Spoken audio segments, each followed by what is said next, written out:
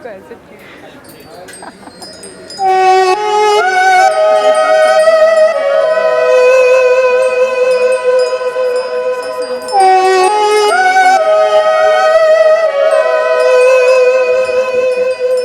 पानी sir sir आवाज sir और कुछ नहीं।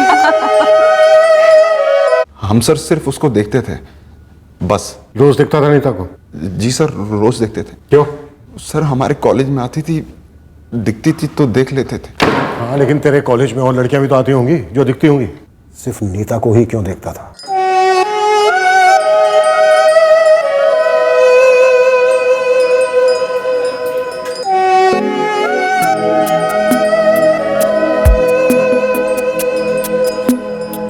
क्या भैया, क्या?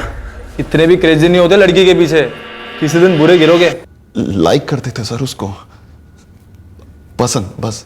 पहले बोला सिर्फ देखता था, अब बोल रहा है पसंद भी थी। हम बोले सर कि पसंद थी इसीलिए उसे देखते थे। किस इरादे से देखता था? कोई इरादा नहीं था। आगे की प्लानिंग क्या थी तेरी? कोई प्लानिंग नहीं थी। उसे देखता था, पसंद करता था, तो बेटा मन ही मन इश्क भी लड़ाया होगा।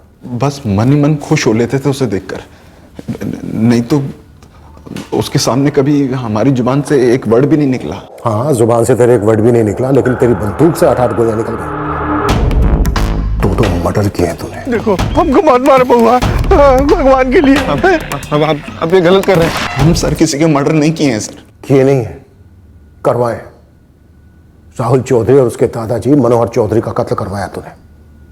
अब हमें सिर्फ ये बता कि क्यों करवाया। नहीं सर, आप 2 साल पहले बिखरी हुई बात को जोड़ रहे हैं आज। हमने नहीं करवाया ऐसा कुछ। क्यों मरवाया राहुल चौधरी और मनोहर चौधरी दोनों को? क्यों सुरेन, क्यों क्यों? जब भी कोई सस्पेक्ट सवाल के जवाब देने में हिचकिचाने लगे, हड़बड़ाने लगे, तब और ज्यादा तह तक जाना चाहिए और पूरी कोशिश होनी चाहिए कि वो टूट जाए, सच बोल दे। पर यह भी हो सकता है कि संदिग्ध जुर्म की वजह से नहीं, बल्कि डर की वजह से टूट रहा है। हमारी वर्दी का डर। वो डर के मारे कंफ्यूज हो सकता है, लेकिन कंफ्यूज तो तुम लोग भी हो सकते हो कि क्या तुम्हारा टारगेट सही है या फिर तुमसे कोई भूल हो रही है। छठा हुआ क्रिमिनल बिना 3rd डिग्री के कुछ भी कबूल नहीं करेगा। मैं नहीं मानता। सच को साबित करने के लिए 3rd डिग्री की नहीं, ठोस सबूत की जरूरत होती है। करेक्ट। 3rd डिग्री द्वारा लिया गया बयान सस्पेक्ट कोर्ट में बदल सकता है, लेकिन अगर तुम्हारे पास सुराग है, क्रेडिबल गवाह है, तो क्रिमिनल कभी बच नहीं सकता। आप इस डबल मर्डर केस में गुनहगार तक कैसे पहुंचे? बड़ी मुश्किल से पहुंचे।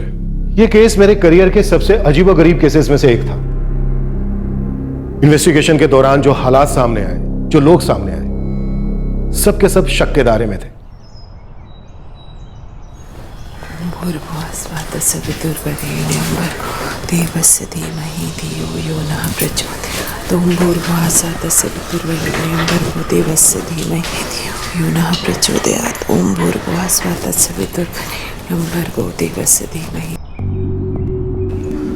अरे इतनी सुबह सुबह कौन बाहर गया?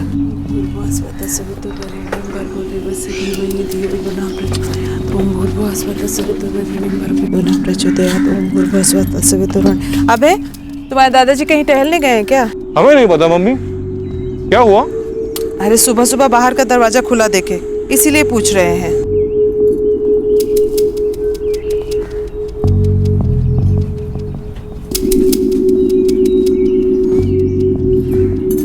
बाबूजी। हाँ अंदर आ जाओ बहू। ये मनोहर जी कहीं गए हैं क्या टहलने वहलने? हमको तो मालूम नहीं है, कमरे में देख लो। उनका दरवाजा बंद है, हमको हिचकिचाहट हो रही है कि दरवाजा खटखटाए या नहीं। मनोहर जी, मनोहर जी, दरवाजा तो खुला है।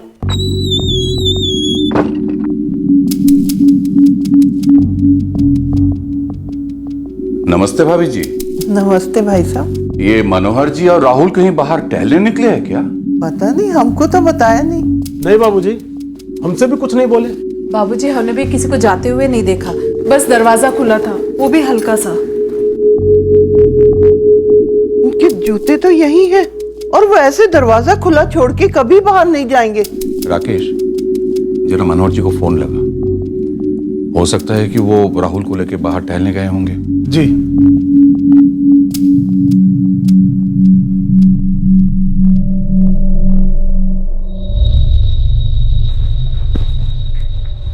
क्या हुआ दादू? नीता, तुम्हें कुछ पता है मनोहर जी और राहुल कहाँ हैं? कहाँ है मतलब? अपने कमरे में नहीं है क्या?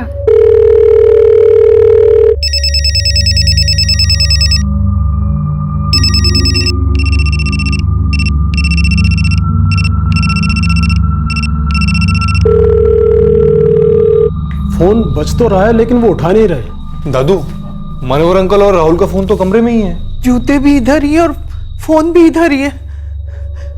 ऐसे कहाँ चले गए? अभय, तू एक काम कर, फटाफट जाकर गांव में देख। जी। जा। भाभी जी, अब चिंता मत कीजिए, टहलने गए होंगे और कहाँ जाएंगे इतनी सुबह सुबह।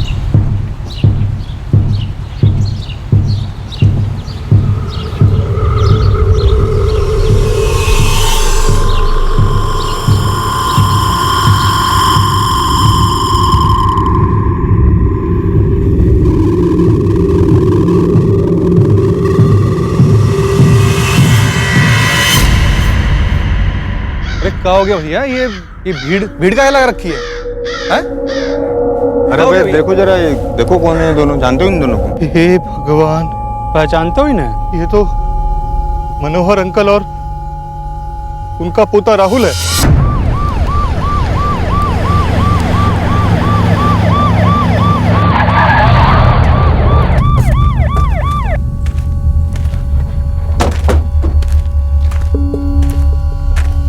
हटो।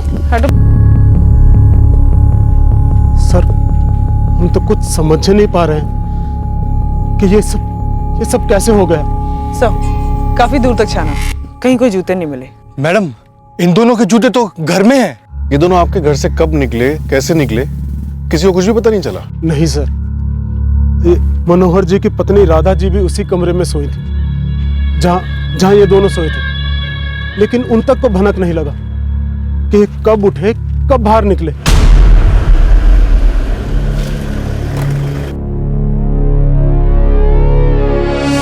यहाँ नीचे राहुल सोया हुआ था और बेड के ऊपर मनोहर जी और उनकी पत्नी राधा जी सोए हुए थे। हम सवेरे जब मनोहर जी को ढूंढने के लिए आए तो राधा जी यहीं सोई हुई थी। वो तो हमारी बहू सरिता ने पहले देख लिया कि बाहर का दरवाजा खुला हुआ था। ये लोग हमारे दूर के रिश्तेदार हैं। कल ही भुवनेश्वर से आए थे। तो ये लोग यहाँ से नहीं है? जी नहीं, मतलब मनोहर जी के दादाजी यहीं से थे, लेकिन बरसों पहले भुवनेश्वर जाकर बस गए थे। और जाने कैसे ये अनर्थ हो गया, हमें तो कुछ समझ नहीं आ रहा है सर। जब से राधा जी को पता चला है तब से उनकी हालत खराब है। एक राधा जी ही हैं जो मैं बता सकती हैं कि वो दोनों कब, क्यों और कैसे बाहर गए। सर, एक्चुअली कुछ भी नहीं मालूम, हमने बात की थी इनसे। बाबूजी, अब राहुल के पापा कमल को बता देना चाहिए। ठीक है।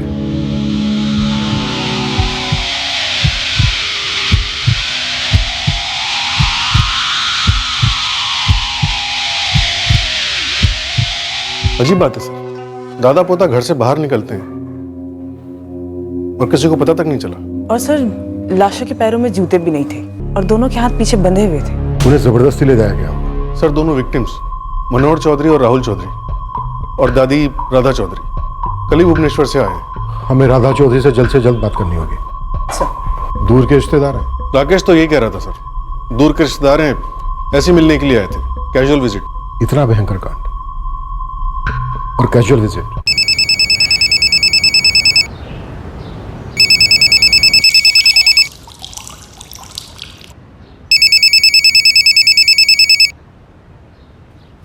नमस्ते राकेश जी। हाँ बताइए, कैसे हैं? सब कुशल मंगल तो है? नहीं, अनर्थ हो गया कमल जी। क्यों, क्या हो गया? आपके बाबूजी और बेटे का। पापा और राहुल, क्या हुआ उनको? सब ठीक है ना? दोनों का मर्डर हो गया। अरे ये क्या बक रहे हैं आप ये? हाँ, आज सुबह घर से बाहर निकले थे शायद टहलने के लिए, तो किसी ने गोली मार दी। नहीं नहीं नहीं नहीं, ये हो ही नहीं सकता। आप बकवास कर रहे हैं। झूठ बोल रहे हैं, झूठ बोल रहे हैं, ऐसा नहीं हो सकता।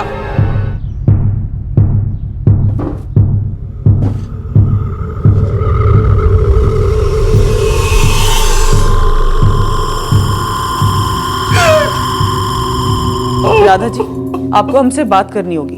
हमें ये जानना है कि क्या कमरे में कुछ हुआ था। जब से पता चला है सिर्फ रो ही रही है। देखिए सरिता जी, राधा जी को हमसे बात करनी ही होगी।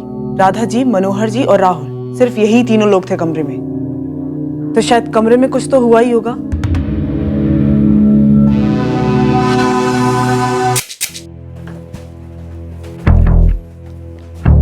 सर, ये मनोहर अंकल का फोन है। जब सुबह पापा ने चेक करने के लिए कॉल किया था तब यही फोन बज रहा था।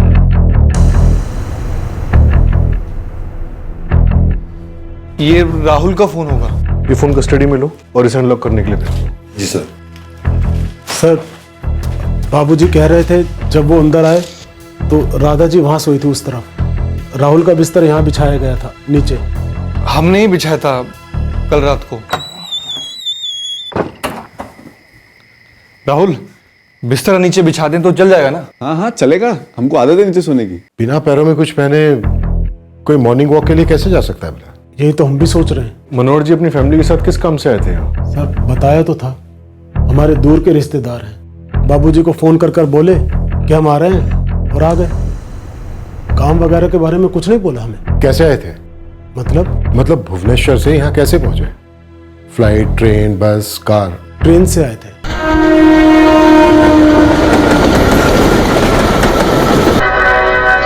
कृपया ध्यान दीजिए, इंदौर स्टेशन पर माउंट।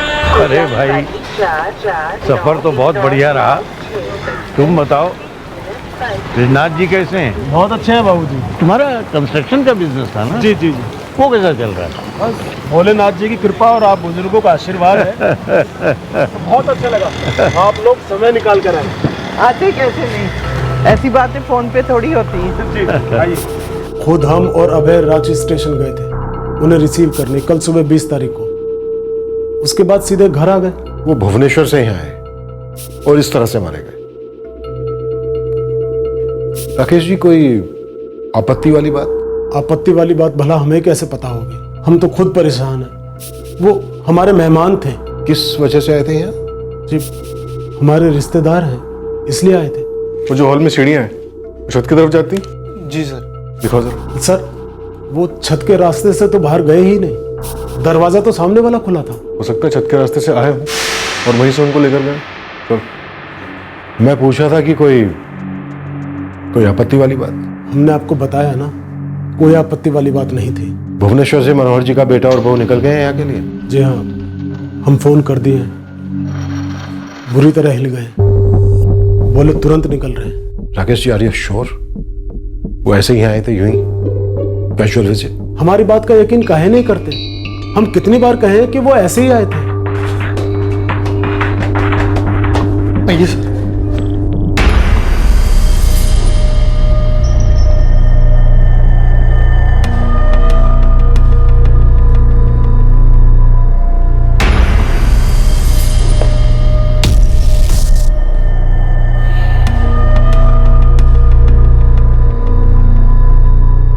टूटा हुआ? तोड़ा गया? हमें नहीं पता ये कुंडी किसने तोड़ी सर। समझ नहीं आ रहा ये सब क्या हो रहा है। ये ऊपर वाली कुंडी, ये बीच वाली कुंडी और ये नीचे वाली कुंडी। हर रात ये तीनों कुंडी हम लगाकर ही सोते हैं। ये लोग ये तीनों कुंडी खोलकर बाहर निकल गए। लग तो ऐसे ही रहा है, पर समझ में नहीं आ रहा कोई आवाज क्यों नहीं आई। और अगर टहलने निकले भी थे तो दरवाजा खुला क्यों छोड़कर गए? ये दरवाजा हमेशा रात को बंद किया जाता है? जी, हमेशा। तो फिर कल रात को बंद किया गया होगा? जी। तो जाहिर सी बात है कोई इसे तोड़कर ही अंदर दाखिल हुआ होगा।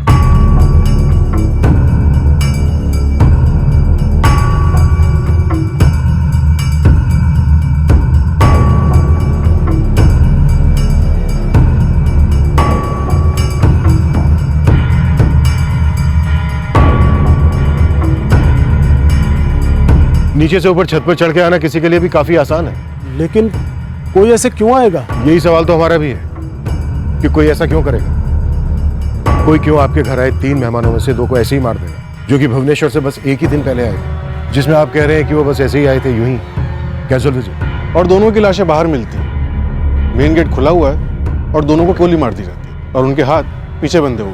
हमारा यकीन करें, हमें तो कुछ समझ नहीं आ रहा। कौन ये छत का दरवाजा तोड़कर अंदर आया और किसने बाहर का दरवाजा खोला? सर घर में किसी को कुछ नहीं मालूम, यहाँ तक कि राधा जी को भी नहीं। टेरेस से ही कोई आया होगा, फोर्स एंट्री थी। टेरेस के दरवाजे की कुंडी तोड़ी होगी, नीचे गए होंगे और बंदूक की नोक पर मनोहर चौधरी और उसके पोते को सामने के दरवाजे से मर्डर पॉइंट पे ले गए होंगे और मार दिया होगा। पर ऐसा कैसे हो सकता है कि पूरे घर में किसी ने कुछ नहीं सुना? I mean, मनोहर चौधरी की वाइफ जो उसी कमरे में सो रही थी, उन्होंने भी कुछ नहीं सुना। कुछ अजीब नहीं है? बहुत अजीब था, और ये हमारी इन्वेस्टिगेशन के दौरान और अजीब होता जा रहा था। छत के दरवाजे की कुंडी टूटी हुई थी, घर का मेन डोर खुला हुआ था, विक्टिम्स के जूते घर में ही थे, उनके मोबाइल फोन्स भी। और इससे भी ज्यादा शॉकिंग था इस घर के लोगों का स्टेटमेंट। किस बारे में? मनोहर चौधरी की फैमिली के बारे में, जो अचानक भुवनेश्वर से इनके घर में आ गई थी। मिस्टीरियस है डॉक्टर। बिना जूतों के, बिना मोबाइल फोन्स के कोई खेतों में टहलने तो नहीं जा सकता। दोनों के पैरों पर हल्के छाले हैं। इनको रफ जगह से चलाकर खेत में ले जाया गया होगा, शायद जबरदस्ती। अगर इन्हें जबरदस्ती ले जाया गया होता तो कुछ तो शोर होता। ये लोग चिल्लाते, कुछ तो करते।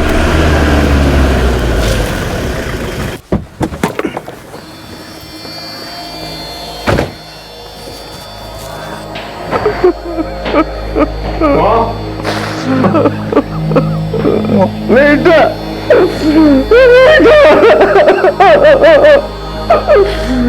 क्या हो गया बेटा? माँ यही तो हम आपसे पूछ रहे हैं, क्या हो गया ये सब?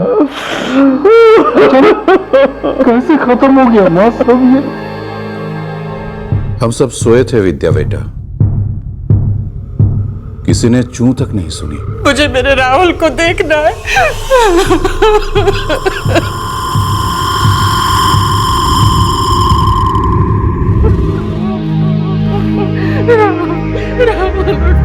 सर खबरियों को काम पे लगा दिया है और सर पूरे आसार हैं कि एक से ज्यादा लोग रहे होंगे जो इन दोनों को बंदूक की नोक पे खेत में लेके गए होंगे और वहां काम तमाम कर दिया होगा। सर ये लोग 20 अक्टूबर को भुवनेश्वर से यहाँ पहुंचते हैं, ठीक से सुस्ताते भी नहीं है, और अगले दिन सुबह मनोहर जी और उनके पोते राहुल का कत्ल हो जाता है। अजीब बात यह है कि उसी कमरे में सोई हुई मनोहर जी की पत्नी राधा जी को कातिलों ने टच भी नहीं किया। सर ऐसा भी तो हो सकता है कि कातिल भुवनेश्वर से पीछा कर रही हो इस पार्टी का, या फिर उन्हें पहले से पता हो कि ये लोग यहाँ आने वाले हैं और उसके बाद सारी प्लानिंग यहीं से की होगी। सर इनका बेटा और बहू यहाँ पहुंच चुके और अब तो शायद राधा जी भी बात करने की हालत में आ चुकी होंगी। इन तीनों से डिटेल में बात करते हैं। मुझे लगता है मनोहर चौधरी का यहाँ आने का मकसद कुछ और होगा, और वो मकसद ही हमें उनके कातिलों तक पहुंचाए। राधा जी, रात को आप तीनों एक ही समय पर सोए? राहुल और हम पहले से ही कमरे में थे, आराम कर रहे थे, फिर ये आए। कहाँ से? ब्रिजनाथ जी से बातें कर रहे थे।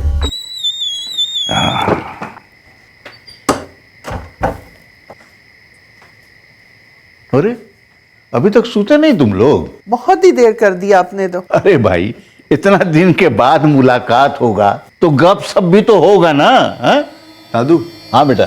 सब ठीक जा रहा है ना? हाँ बेटा, सब ठीक जा रहा है, आगे की बात कल करते हैं। चलो अब सोते हैं, सब लोग बहुत थक गए हैं।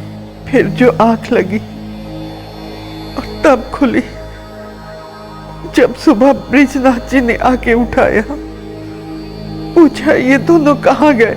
हाँ, रात को काफी देर तक बातें हो रही थी। किस बारे में बातें हो रही हैं? बिरादरी के बारे में। हमारी मुलाकात बहुत कम होती थी, कभी साल में एक बार तो कभी 2-3 सालों में एक बार, और मनोहर जी को सबकी खबर चाहिए थी। बस वक्त निकल गया बातों बातों में। आप कह रहे थे कि दूर के रिश्तेदार, जरा ठीक से बताएंगे कितनी दूर की? मेरे मामा जी के कजिन के साइड में, दूर की बहन की नंदोई है। राधा जी, आप कह रही हैं कि आपके पति ने आपसे और आपके पोते राहुल से कहा कि बाकी बातें ब्रिजनाथ जी से कल करेंगे। जी। राधा जी, क्या बात करेंगे? आप लोग यहाँ क्या बात करने आए थे? शादी की बात। आपके बेटे राहुल और राकेश की बेटी नीता की शादी की बात। हाँ, माँ और पापा जी राहुल को लेकर इसीलिए यहाँ आए थे। आप क्यों नहीं आए? मैं कॉमन ट्रस्ट बैंक के पांडव नगर ब्रांच का सीनियर मैनेजर हूँ, एक दिन की छुट्टी भी नहीं मिल पा रही थी सर। ये शादी वाली बात हमें पहले क्यों नहीं बताई गई, जबकि हम बार बार पूछते रहे? आपने मुझसे कब पूछा कि मनोहर जी अपनी पत्नी और पोते के साथ क्यों आए थे? हमने आपके बेटे राकेश से कई बार ही पूछा। तो राकेश ने आपको बताया नहीं है क्या कि मनोहर जी अपने पोते राहुल के लिए हमारी नीता का हाथ मांगने आए थे? कुछ 2-3 हफ्ते पहले बात हुई थी बाबूजी की ब्रिजनाथ जी से। और बाबूजी हमें बता रहे थे कि वो नीता को देख रहे राहुल के लिए। तो ये बात आपने हमसे छुपाई क्यों? किसने छुपाई? हम राकेश से बार बार पूछते रहे, लेकिन हर बार वो यही कहते रहे कि कोई खास वजह नहीं थी, बस ऐसे ही आए थे, दूर के रिश्तेदार हैं, कैजुअल विजिट। हमारी बात का यकीन काहे नहीं करते? हम कितनी बार कहें कि वो ऐसे ही आए थे। नहीं जी, बिल्कुल नहीं, ऐसे ही घूमने थोड़े ना आए थे। पापा जी ने 3 हफ्ते पहले हमें बताया था कि वो राहुल और नीता की शादी की बात चलाने वाले हैं। अरे भाई, एक बहुत जरूरी अनाउंसमेंट है, सब ध्यान से सुनो। अरे हमको भी तो अभी बताए हैं। अरे भाई, जब फुल एंड फाइनल हो जाता तब ही आपको बताते ना, हैं? अरे बाबूजी, अब बता भी दीजिए ना, क्यों इतना सस्पेंस बढ़ा रहे हैं? हाँ दादू, अब आपका नाम मनोहर, इसका मतलब ये थोड़ी है मनोहर कहानियां बनाएंगे। बहुत जल्दी घोड़ी चढ़ने वाला है तू। हाँ, हम सब फिक्स कर दिए है, नीता इस घर की बहू बनेगी। नीता? अरे वो करसी बाग वाले हैं ना ब्रिजनाथ जी, उनकी पोती। अच्छा वो। लेकिन बाबूजी, आपने अचानक से कैसे ये सब?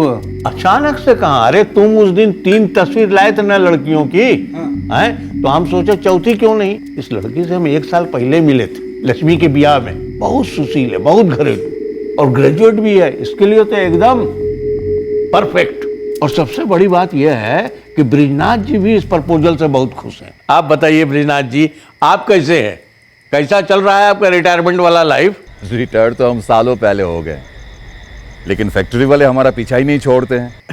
कभी रनिंग में रखे हुए हैं, कभी कंसल्टेंट, कभी एक्सपर्ट, कभी यूं ही बुला लेते हैं। कि ये तो आपके रुतबा का प्रमाण है। अच्छा हुआ आपने फोन कर लिया, नहीं तो साल 2 साल में हमारी एक बार मुलाकात होती है, वो भी किसी के शादी में 2 मिनट के लिए गले लगते हैं, फिर अलग हो जाते हैं। अरे यही से हम सोच रहे हैं कि इस बार फिर शादी में मिलते हैं और हमेशा के लिए एक दूसरे के गले लग जाते हैं। काहे?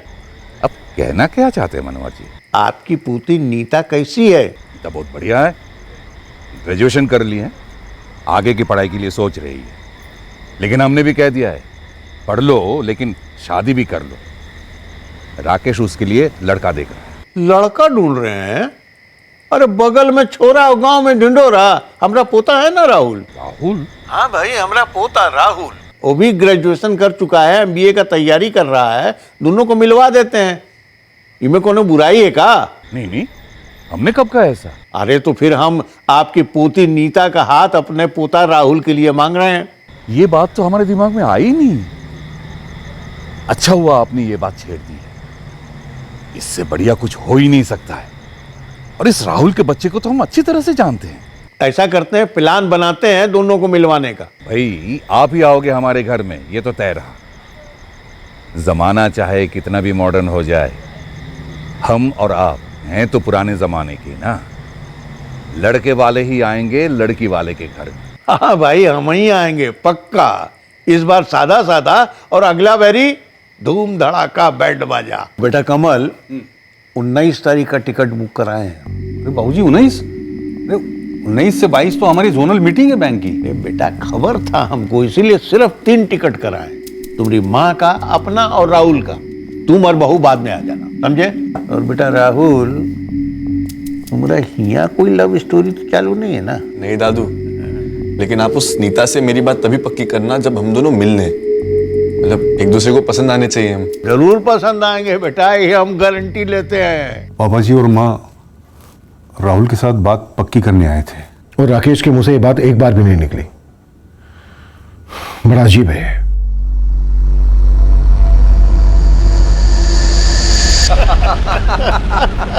आप आए, बहुत अच्छा लगा। अच्छा एक बात बताइए, वो आपका एक दोस्त था ना मोहन, वो तो 2 साल हो गया यहाँ से कहीं बाहर चले गए। अच्छा अच्छा अच्छा, रख दो बेटा, रख दो। हाँ। ये लीजिए, चाय पीजिए। अरे चाय वाय तो सब चलती रहेगी ब्रिजनाथ जी। हम क्या कह रहे थे कि भाई हम लोगों की बातचीत तो हो ही चुकी है टेलीफोन पर। अब जरा बच्चा लोग को भी आपस में बातचीत कर लेने देते, क्या ख्याल है? हाँ बिल्कुल बिल्कुल, इतना तो होना ही चाहिए। क्यों नीता? हाँ?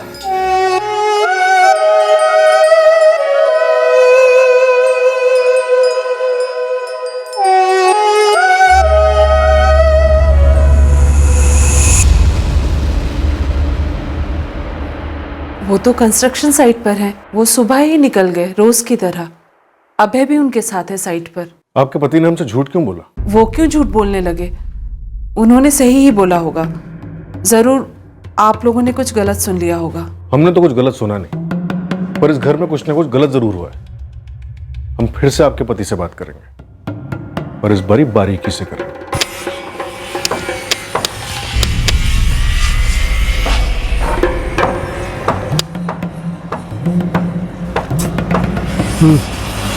सर, ये कैसा सवाल है? क्या आपका बेटा राकेश नीता और राहुल की शादी की बात को लेकर नाखुश था?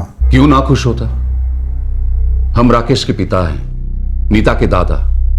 हमने खुद नीता की शादी की बात फिक्स की थी। इसमें किसी को आपत्ति होने की क्या बात है? हमें साफ साफ लग रहा है कि आपके बेटे राकेश को इस शादी की बात से आपत्ति थी, वरना वो हमसे झूठ नहीं बोलता। आपत्ति थी तो आपसे झूठ बोलने की बजाय हमसे ना सच बोल देता राकेश। कह देता कि बाबूजी हमको ये रिश्ता पसंद नहीं। लेकिन उसने ये बात कभी नहीं कही। राकेश, मनोहर जी अपनी पत्नी राधा जी और पोते राहुल के साथ कल सुबह 11 बजे रांची स्टेशन पहुंचेंगे। कमल और उसकी पत्नी विद्या बाद में आएंगे, क्योंकि कमल को अभी छुट्टी नहीं मिली है। बाबूजी, ये सब एकदम से अचानक? अचानक क्यों? तुम और बहू तो नीता के लिए लड़के देख ही रहे थे ना? हाँ बाबूजी, और कईयों से बातचीत भी चल रही थी, लेकिन आपने राहुल को फिक्स कर दिया। राहुल को लेकर तुम्हें कोई आपत्ति है क्या? नहीं नहीं, आपत्ति जैसा कुछ नहीं है, पर आज से पहले वो राहुल की बात कभी नहीं उठी ना, इसलिए। उठी नहीं क्योंकि राहुल कभी नजर में नहीं आया था। अब जब नजर में आया तो हमें लगा कि अरे हम तो इसे बचपन से जानते हैं, इसलिए फिक्स कर दिया। यकीन करो, ये नीता के लिए सबसे बेस्ट रहेगा। क्यों बहू, तुम्हारा क्या विचार है राहुल के बारे में? अगर आपने तय किया है तो सही ही होगा। हम क्या बोले? नमस्ते मैडम। नमस्ते। क्या खोद निकाला? मैडम, कोई लोकल सेटिंग तो नजर नहीं आ रही। गोलियां चली हैं 4-4, टोटल 8।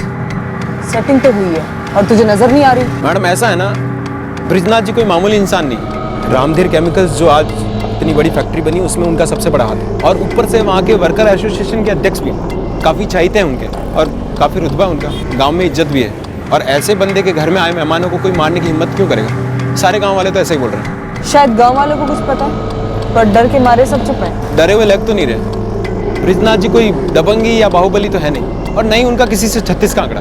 उनसे नहीं था, पर उनके मेहमानों से जरूर था। सुनील, एक काम कर, और गहरा खोल, कहीं से कोई ना कोई जरूर बू आई। मुझको पगार मिला ना?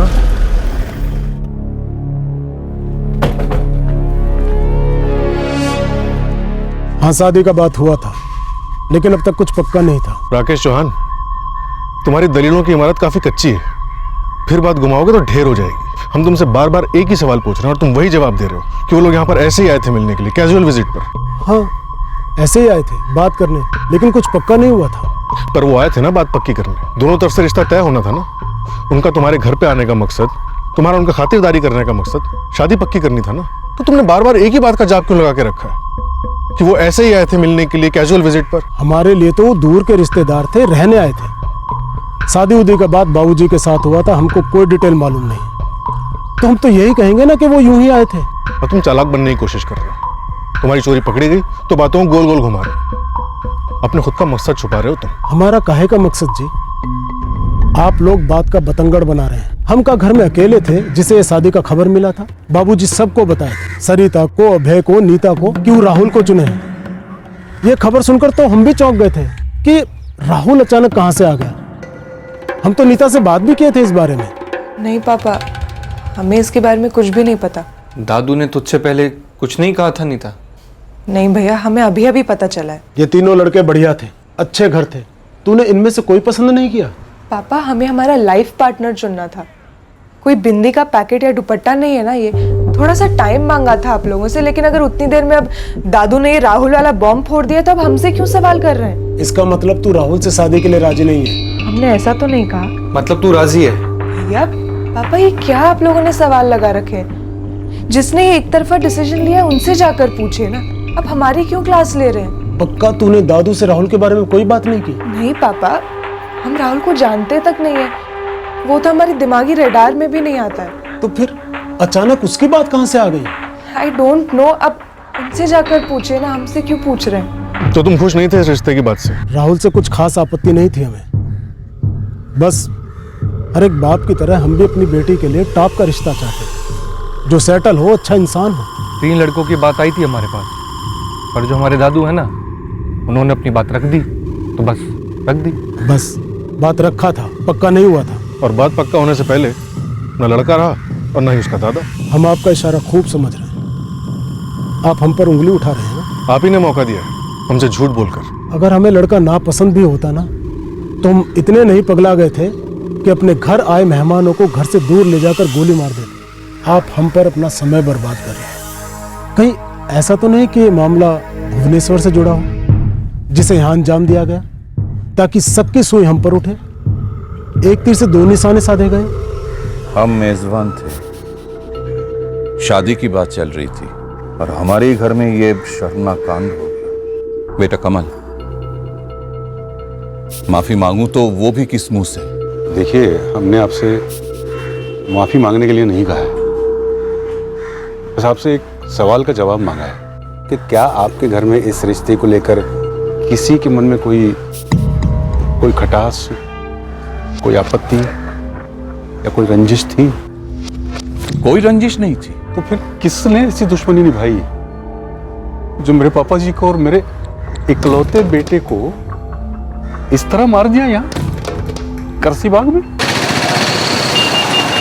मनोहर चौधरी नाम, वो और उनका पोता राहुल चौधरी मारे गए। ठीक है, मैं इस फैमिली की सारी डिटेल्स निकाल कर आपको भेजता हूँ। देखिए, हमें एक एक डिटेल चाहिए। इस मनोहर का बेटा Kamal Chaudhary Common Trust Bank Pandav Nagar में सीनियर मैनेजर है। जी, नोट कर लिया। हमें डाउट है कि जब ये भुवनेश्वर से यहाँ करसी बाग के लिए निकले थे, तब इन पे स्पॉट लग चुका था। कोई था जो इनका पीछा कर रहा था। आप अपने खबरियों को इसके पीछे लगा के इसका पता करवाइए। आप मुझे 2-3 दिन का वक्त दीजिए, मैं अपने सारे खबरियों को लगा देता हूँ। Thank you Sanjeev ji. Sir, cyber cell से फोन था, कल शाम तक राहुल का फोन अनलॉक कर देंगे। दुबे, मुझे इन सारे लोगों के फोन रिकॉर्ड चाहिए। ब्रिजनाथ चौहान, राकेश चौहान, अभय चौहान, नीता चौहान, मनोहर चौधरी, राहुल चौधरी और कमल चौधरी। इनकी फोन कंपनी वालों से कहना अर्जेंट बेसिस पर चाहिए। एसपी साहब का लेटर भी अटैच कर देना। ये पॉसिबल है कि भुवनेश्वर से करसी बाग तक उस फैमिली का पीछा 1 से ज्यादा लोगों ने किया होगा, फिर करसी बाग में 1 दिन का वेट किया होगा और अगले दिन सुबह वो लोग बिजनाथ की कोठी में दाखिल हुए होंगे। मनोहर चौधरी और राहुल को किडनैप किया होगा, घर से थोड़ा दूर ले जाके उनका मर्डर कर दिया होगा और भुवनेश्वर लौट गए होंगे। वो जरूर 1 से ज्यादा रहे होंगे। टेरेस का लैच तोड़ना, बंदूक की नोक पर 2 सोए हुए लोगों को बिना आवाज किए किडनैप करना, बाहर ले जाना और फिर शूट आउट। ये बात हमें भी खाई जा रही थी, लेकिन इससे भी ज्यादा हैरान करने वाली एक बात हमारे सामने थी। अगर बाहर से अंदर आकर ऑपरेशन को अंजाम देना इतना आसान है, तो फिर घर के अंदर से ये करना तो दूर बात है। सर, अगर ब्रिजनाथ के घर में कोई मास्टरमाइंड है तो राकेश ही रहा होगा। और सर, ताज्जुब की बात तो ये है कि उसी कमरे में सोई राधा जी को इतना सब होने के बाद भी जरा भी भनक नहीं लगी। और उससे भी ज्यादा ताज्जुब की बात यह है कि वो राधा जी को अपने साथ लेकर नहीं गए। सर, हो सकता है उनके टारगेट्स सिर्फ मनोहर जी और राहुल ही थे। सर जी, हम करसी बाग को ही बिलोंग करते हैं। डिग्री के बाद 2 साल से हम जमशेदपुर में ही हैं। वहीं की एक स्टील कंपनी में प्रोडक्शन यूनिट में मैनेजर लेवल की जॉब है हमारी। तो तूने अपना ये मैनेजर लेवल का एक्सपीरियंस इस कांड को करने में लगाया। जमशेदपुर से प्लानिंग मैनेज की तूने। ये दोनों कत्ल तूने किससे करवाए? सर, हम हाथ जोड़ते हैं, आप हम पर ऐसा इल्जाम मत लगाइए। हमको तो मालूम भी नहीं था कि नीता की शादी होने वाली है, और अगर मालूम होता भी तो हम क्या कर लेते? किसी को मरवा कर हमको क्या मिलता सर? और नीता ना हमारी कभी थी ना होने वाली थी, तो उसके पीछे पूरी जिंदगी क्यों बर्बाद करते सर हम? यहाँ काफी कुछ खंगाला है, पर अभी तक कुछ क्लियर सामने नहीं आया है। खबरी लगाया है, काफी गहरी तहकीकात की है, लेकिन सॉरी, कुछ भी सामने नहीं आया। हिस्ट्री शीटर्स की स्कैनिंग हुई, हमने तो काफी को तोड़ा और काफी खबरियों को भी लगाया, लेकिन ये साजिश काफी गहरी मालूम होती है, क्योंकि भुवनेश्वर से करसी बाग बिहार के बीच काफी कुछ हो सकता है, लेकिन उसका मोटिव तो सामने आए। पुलिस वाले कह रहे हैं बॉडीज परसों हैंडओवर करेंगे। क्या करें माँ? क्रियाक्रम यही करें या भुवनेश्वर ले चले? हम क्या बोले बेटा, जो तुझे ठीक लगता है कर ले। सर, एक पॉसिबिलिटी ये भी हो सकती है कि टारगेट मनोहर चौधरी था और राहुल कोलैटरल डैमेज, बिना वजह मारा गया। तुम्हारा इशारा कमल चौधरी की तरफ है। और हम भी उसे सस्पेक्ट मानकर चल रहे थे। सर, ये भी हो सकता है कि टारगेट राहुल था और मनोहर चौधरी कोलेटरल डैमेज। और सर, ये भी हो सकता है कि उस राहुल या नीता का कोई पास रहा हो, जैसे कि वो सुरेन, हो सकता है वो भी इन्वॉल्व हो और आप लोगों के सामने बन रहा हो। हमने फाइनली नीता को थाने पूछताछ के लिए बुलाया। हमें स्ट्रांगली लग रहा था कि उस घर में कुछ ऐसा था जो हमसे छुपाया जा रहा था, और जब हमें पता चला तो हम शॉक्ड रह गए। कैसा शॉक? देखो नीता, हम ये जानते हैं कि तुम कुछ ऐसा जानती हो जो हम नहीं जानते, इसलिए सीधे सीधे बता दो, ये दोनों कत्ल किसने किए? तुम राहुल से शादी नहीं करना चाहती थी ना? तुम अपने दादा के इस फैसले से ओके नहीं थी? ऐसा नहीं था, हम इस फैसले से ओके थे। तो फिर कैसा था? कौन शामिल थे? तुम्हारे पिता राकेश और बड़ा भाई अभय? और क्या तुम्हारी मां सरिता और तुम्हारे दादा बृजनाथ इन दोनों को बचाने की कोशिश कर रहे हैं?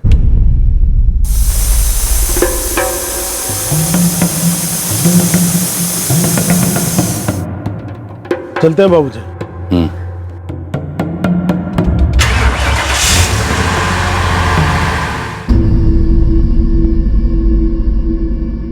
सर, हमें कुछ भी नहीं मालूम है।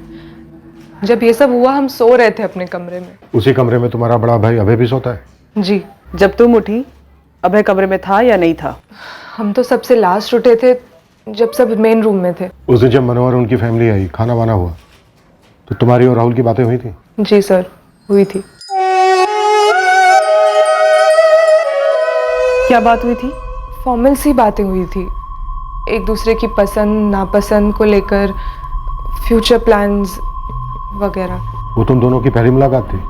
हाँ सर, मतलब इसके पहले बचपन से अभी तक कभी कभार रिश्तेदार की शादी में देखा था, पर बात नहीं हुई थी। इससे पहले जब तुम्हारी राहुल से बात हुई थी, कभी उसने तुमसे अपने पास्ट के बारे में डिस्कस किया था? कोई एक्स वगैरह? या फिर तुमने बताया हो अपने किसी एक्स के बारे में? सर, हमारा कोई एक्स नहीं था, और राहुल ने भी ऐसा तो कुछ नहीं कहा हमसे। राहुल तुमसे शादी करना चाहता था? नहीं चाहता था ऐसा तो नहीं कहा। और तुम? हाँ, दादू की मर्जी थी। दादू की मर्जी थी, तुम्हारी मर्जी नहीं थी? ऐसा नहीं था। फिर कैसा था? सर, मैं बात मानती हूँ उनकी। जबरदस्ती? कोई जबरदस्ती नहीं थी। हमें तो ये समझ नहीं आ रहा है कि कौन हमारे घर में आया है, किसने ये सब कर दिया है। सर, हमें कुछ भी नहीं मालूम है। छत की जो कुंडी टूटी हुई थी, वो सच में बाहर वालों के हाथों से टूटी थी, या फिर घर के अंदर के लोगों ने तोड़ी थी हमें गुमराह करने के लिए? सर, हम कब से आपसे एक ही बात कह रहे हैं, हमें कुछ भी नहीं मालूम है। हम अपने कमरे में सो रहे थे, जब आंख खुली बाहर आए तो देखा कि पूरा घर मनोहर जी और राहुल की खोज में है। क्या हम जा सकते हैं? Thank you. ये कह तो बहुत कुछ रही है, लेकिन उससे कहीं ज्यादा ऐसा है जो ये नहीं कह रही है। सर, इसका भी पास्ट हो सकता है, ग्रेजुएट है, इसके कॉलेज में छानबीन करते हैं।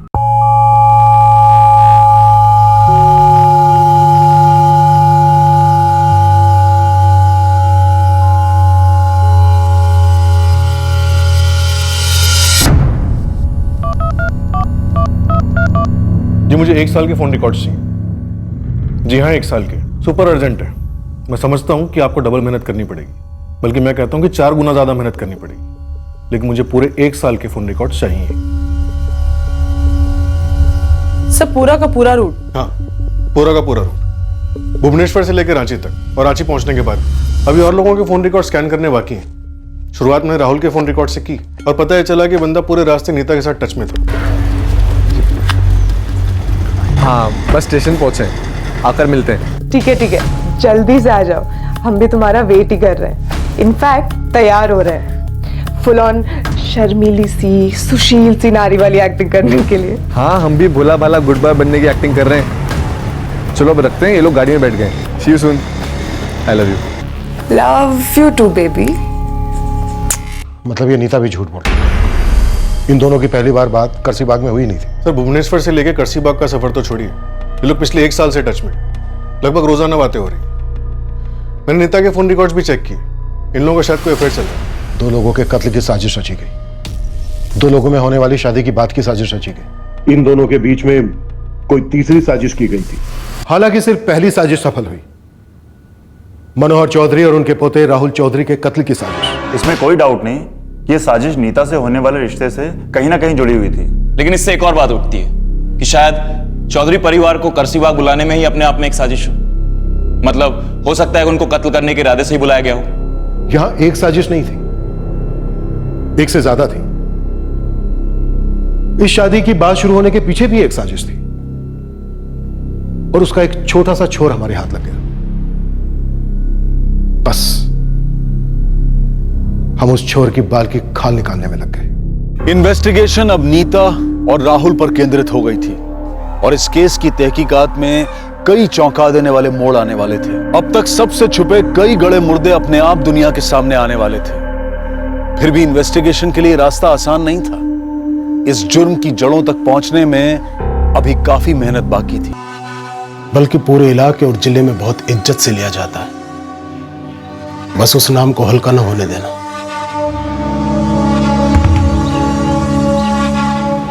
दादू, हम चलते हैं।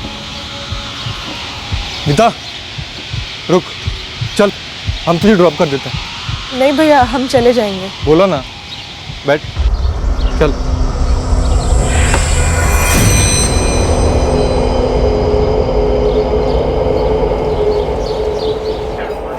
राम राम भैया। राम राम।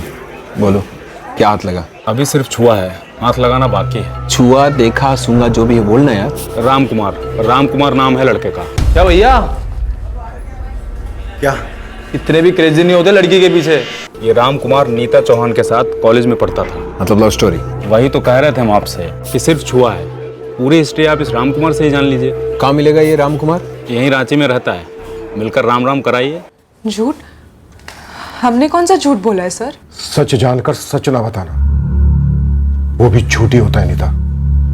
किस सच की बात कर रहे हैं आप सर? उस सच का नाम है राहुल चौधरी।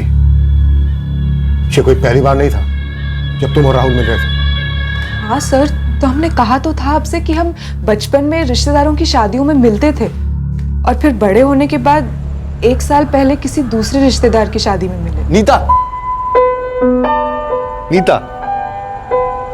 करसी बाग की कचौरी। राहुल, भुवनेश्वर के चमचम। वाओ, बड़ी हो गई हो। तुम तो अभी भी हाफ पैंट में हो, नाक बहरी है, चबी चबी गाल है, क्यों?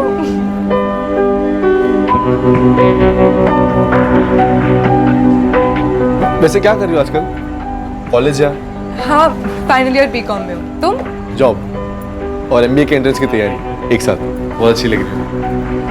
थैंक। अरे नीता, हमने बताया था सर आपको कि इससे पहले हमारी मुलाकात हुई थी, लेकिन इस बार ढंग से बातें हुई। ये ढंग से बातें ना तुम्हारी पूरे 1 साल से हो रही थी।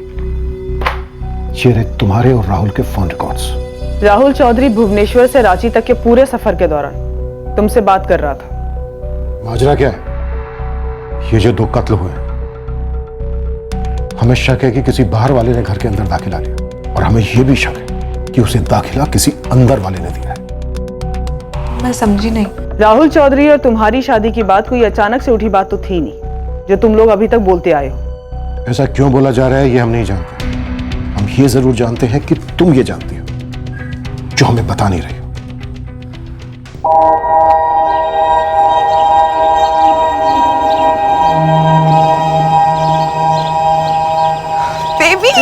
नीता, कंट्रोल।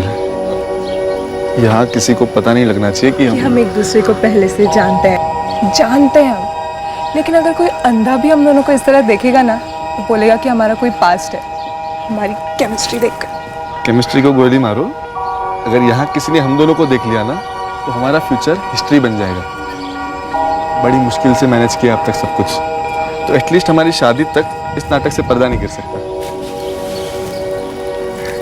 लेकिन इस पर्दे के पीछे हम दोनों के बीच में तो कोई पर्दा नहीं है ना। तो बड़ा खिलाड़ी निकला यार, मेरा बेबी। कौन बोलेगा तेरी एक गुड बॉय सी शक्ल देखकर? नीता, लिमिट में। अगर किसी ने हमको देख लिया तो नाटक फ्लॉप। अंडरस्टैंड? तुमसे ना हो पाएगा सर। हम किसी से नहीं कह सकते थे कि हम पहले मिले थे और एक दूसरे से प्यार करते थे।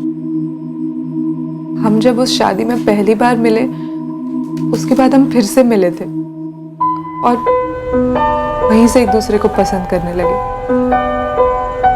पी लो, हम माँ से कहकर आए कि हम 2 बूढ़ी आंटियों के लिए लेके जाएंगे, हमें खाली बॉटल वापस ले जानी है।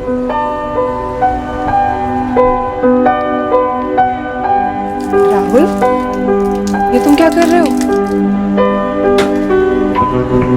ये वाली ना खत्म हो गई, अब हमें एक में से ही पीना पड़ेगा।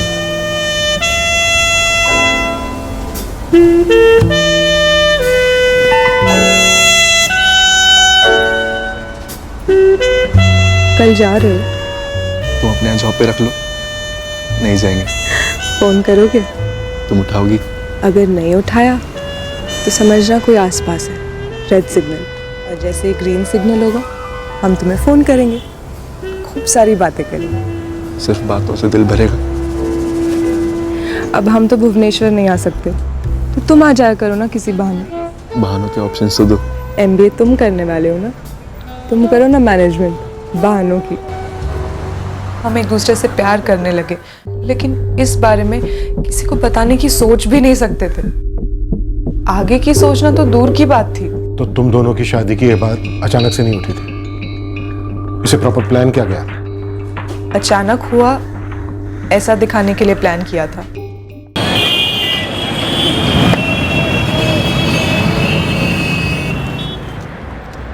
रामकुमार जी, आप सुनील हैं? आप है कौन और आप मेरा पीछा क्यों कर रहे हैं? मुझे तुमसे कुछ जानना है। मुझसे क्या जानना है? नीता चौहान के बारे में। नीता चौहान? करसी बाग वाले ब्रिजनाथ चौहान की पोती, राकेश चौहान की बेटी, तुम्हारे साथ कॉलेज में पढ़ती थी, एक ही क्लास में थे ना दोनों, और सुना है तुम दोनों की अच्छी दोस्ती थी। हाँ, तो उसके बारे में आप मुझसे क्या जानना चाहते हैं? तुम्हारे दोस्त नीता चौहान की होने वाली थी शादी किसी राहुल चौधरी के साथ। भुवनेश्वर के थे वो लोग, लेकिन राहुल चौधरी और उसके दादा मनोहर चौधरी का कत्ल हो गया। क्या? कौन कर सकता है ये? कोई घायल आशिक था कॉलेज में, नीता जिसकी हो ना पाई। यहाँ पापा ने हमें लड़कों की फोटोग्राफ्स दिखाना शुरू कर दिया, और वहाँ भुवनेश्वर में राहुल के पेरेंट्स उस पर शादी का प्रेशर डाल रहे थे। हमें समझ ही नहीं आ रहा था सर, हम इतने परेशान थे कि करें तो क्या करें। ऐसी धमकियां तुमसे तगड़ी हम दे सकते हैं, हमको तुम अबला नारी तो ना ही समझो। हमारे पापा ने भी हमारे लिए US वाला लड़का देख रखा है। एक काम करते हैं, हम उसे हाँ कह देते हैं। यार नीता, तुम तो सीरियस हो गई।